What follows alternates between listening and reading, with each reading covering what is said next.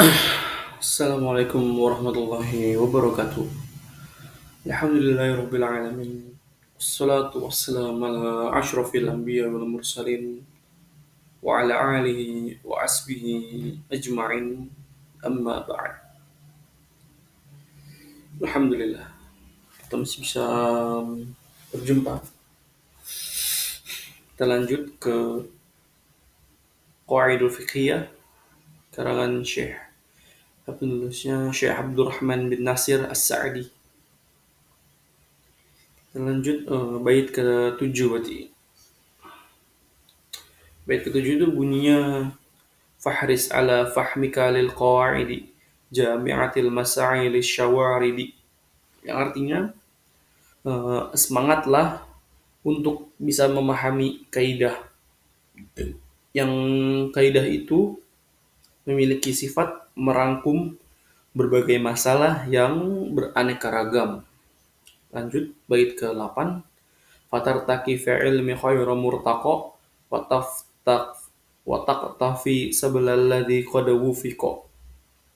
Artinya supaya Anda meningkat dalam ilmu, dan ia adalah sebaik-baik tangga untuk naik. Sebaik-baik tangga dalam ilmu adalah belajar dari dasar, dan dengan yang engkau meneladani jalan-jalan orang yang diberi taufik. Yang kesembilan, wa hadhil qawaidi nazamtuha min kutbi ahli ilmi qad hasaltuha. Inilah beberapa kaidah yang aku susun dalam bentuk nazam. Kukumpulkan dari kitab-kitab para ulama yang aku dapatkan. Jazahumul maula azim al ajri wal afwa ma'ghufranahu wal birr. Yang artinya tuh, semoga Allah memberikan balasan kepada mereka para ulama dengan balasan yang besar, dan Allah memberikan maaf kepada mereka di samping ampunannya dan kebaikannya. Ke syarahnya. Jadi kaidah-kaidah yang di atas itu termasuk yang tadi saya sebutkan itu termasuk sebab yang efektif untuk mempermudah paham ilmu dan mempermudah menghafal ilmu. Karena yang namanya kaidah-kaidah fikih itu mencangkup atau merangkup masalah-masalah yang sangat beraneka ragam dengan kalimat yang singkat dan padat. Kita lanjut ke bait ke-11.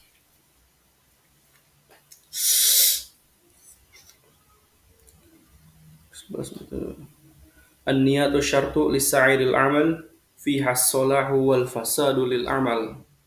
Yang artinya niat adalah syarat untuk segala macam amal. Dengan niatlah baik dan rusaknya amal. Syarahnya. Jadi kaidah itu merupakan kaidah yang paling bermanfaat.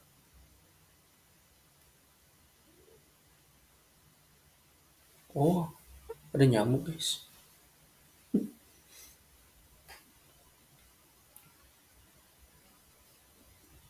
Dan penting karena kaidah tersebut dia terpakai pada semua bab ilmu agama. Baiknya amal badan, amal harta, amal hati, dan amal anggota tubuh. Hanyalah dengan niat.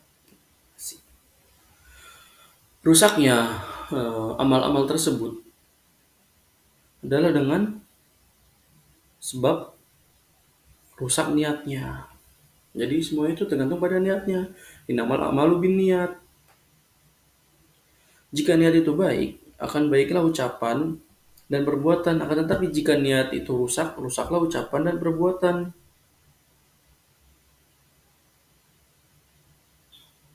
Jadi kita berbicara tentang niat. Asik. Niat itu memiliki dua fungsi. Yang pertama itu fungsinya membedakan antara ibadah dan non ibadah. Contohnya tuh misalnya kita puasa. Puasa dalam bentuk tidak makan dan tidak minum. Kan puasa nggak makan nggak minum kan. Kadang ada orang yang meninggalkan makan dan minum itu bukan karena ibadah, tapi ada tanpa bukan karena ibadah, terus tanpa ada niat mendekatkan diri kepada Allah dengan tindakannya tidak makan dan minum. Terkadang tidak makan dan minum itu bernilai ibadah, berpahala di sisi Allah. Oleh karena itu tidak boleh tidak kedua ini harus dibedakan dengan melihat niat. Yang kedua, membedakan satu ibadah dengan ibadah yang lain. Karena sebagian ibadah hukumnya fardu ain. Sebagainya lagi fardu kifayah. Sebagiannya lagi sifatnya rawatib dan sebagian lagi mutlak. Semuanya ini harus dibedakan. Di antara fungsi niat di dalamnya itu terdapat ikhlas. Ikhlas itu adalah kadar yang lebih dari semata-mata niat untuk melakukan suatu aktivitas. Bisa dipastikan bahwa di dalam niat terdapat niat untuk melakukan suatu perbuatan dan tujuan untuk beramal untuk siapa. Gabungan dari kedua ini disebut ikhlas. Jadi, kalau nggak salah, ikhlas itu apa ya?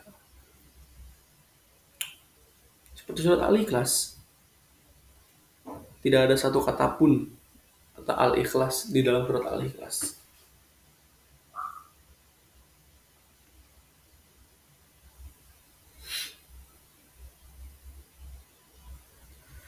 Terus kalau contoh untuk kaidah yang tadi itu seluruh bentuk ibadah. Misalnya sholat, baik yang wajib maupun sunnah, zakat, puasa, iktikaf, haji dan umroh, baik yang wajib maupun ataupun yang sunnah. Demikian juga menyembelih hewan kurban atau hewan yang dihadiahkan untuk orang miskin.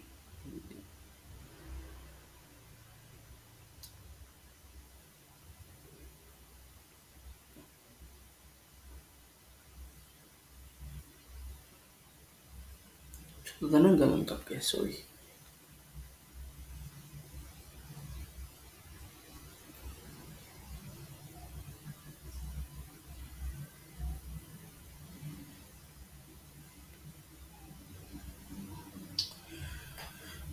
Oh iya, niat itu terkait dengan niat ada satu poin yang seharusnya kita untuk diperhatikan. Yang pertama itu perkara yang dimasukkan agar seorang hamba melakukannya dan perkara yang dimasukkan agar seorang itu meninggalkannya.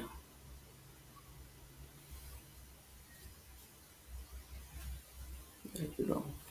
Kita lanjut ke bait ke-12. Ad-dinul mabni ala masalih fil jilbiha wad dara'i lil qaba'ih. Agama Islam itu dibangun di atas prinsip mewujudkan maslahat dan mencegah keburukan. Syarahnya,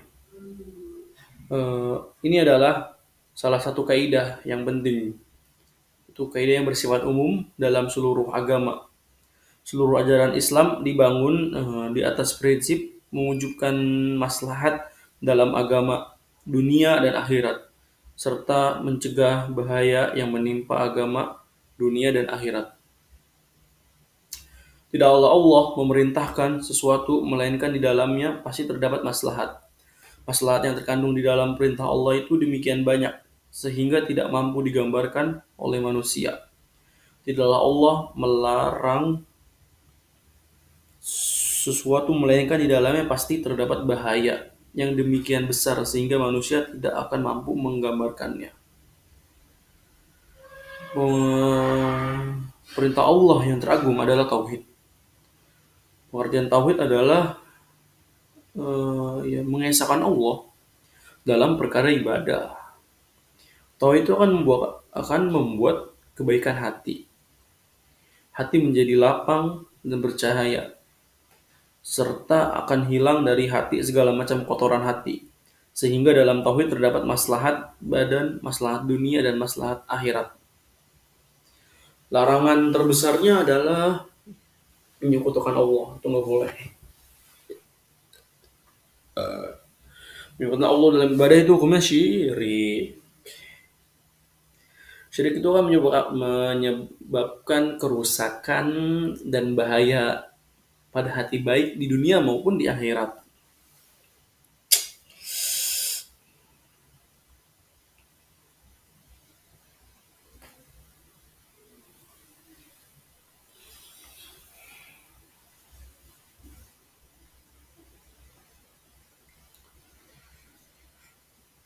Itu kita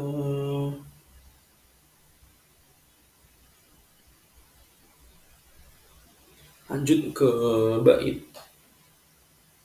Tadi kan 7. Channel 7.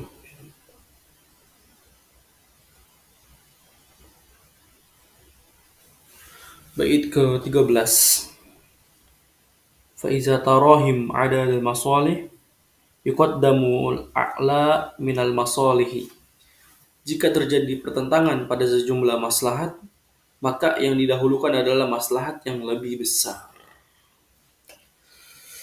Jadi kalau kita dihadapkan pada dua pilihan antara melakukan satu maslahat ataukah meninggalkan maslahat yang lain, keduanya itu tidak mungkin kita kompromikan. Maka yang kita utamakan adalah yang maslahatnya lebih besar dan lebih tinggi. Itulah yang dikerjakan. Jika salah satu dari dua manfaat tersebut, yang satunya wajib dan yang lain sunnah, hukum asalnya yang wajib lebih didahulukan daripada yang sunnah. Jadi gitu. Kayak gitu guys. Contohnya tuh kalau kita kita lagi contohnya lagi sholat fardu terus qomat, kita tidak boleh sholat sunnah. Terus sama kalau kita udah mepet iqomah, itu tidak diperbolehkan baru memulai sholat sunnah.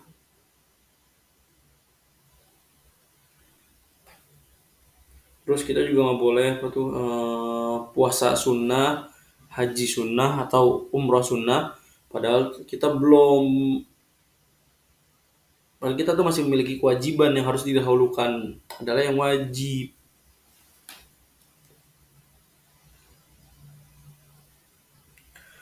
Demikian juga kalau ada masalah, dua-duanya wajib. Yang didahulukan adalah yang paling wajib. Contohnya didahulukan sholat fardu yang 5 daripada sholat nazar. Demikian juga semacam nafkah yang wajib untuk istri, kerabat, dan budak. Setelah itu kerabat yang agak jauh. Jika dua permasalahan hukumnya sunnah, yang didahulukan adalah yang paling utama. Sehingga yang didahulukan adalah sunnah rotibah daripada sunnah yang biasa, dan sunnah yang tidak rotibah daripada sunnah yang mutlak. Demikian juga didahulukan amal yang manfaatnya meluas, semacam mengajar, membesuk orang sakit, mengurus jenazah, dibanding amal yang manfaatnya terbatas hanya untuk pelaku, contoh sholat sunnah, zikir, dan semacamnya.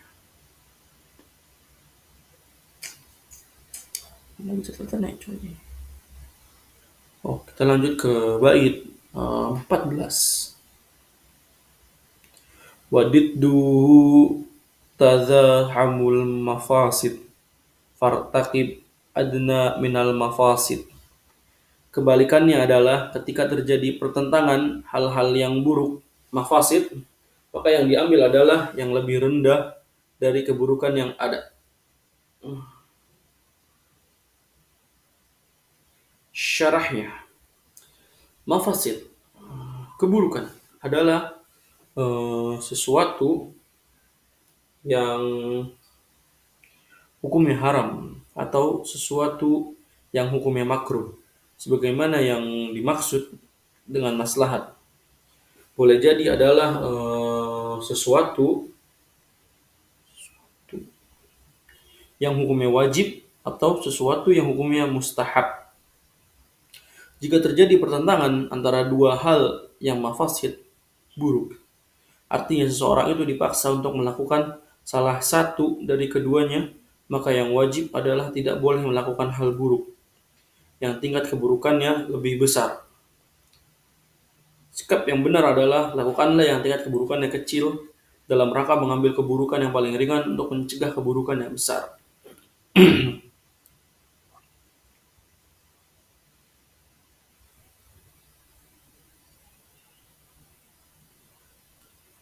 14 dulu.